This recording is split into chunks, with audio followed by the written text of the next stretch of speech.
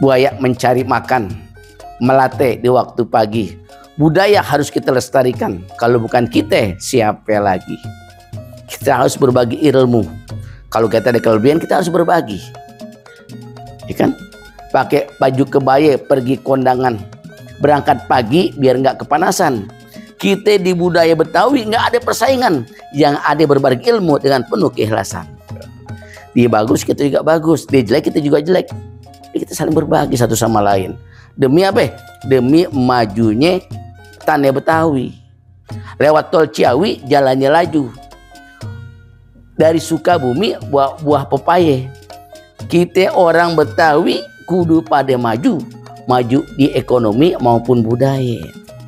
Di dua-dua seimbang. Jangan cuma budaya doang, yang ekonomi seimbang kita. Ke pasar minggu beli ikan basah. Beli 5 kilo ada tambahnya. Kalau kita bersungguh-sungguh pasti bisa. Itu janji Allah terhadap hambanya. Manjada wajada. Yang sungguh-sungguh pasti bisa. Siapa sungguh pasti dapat.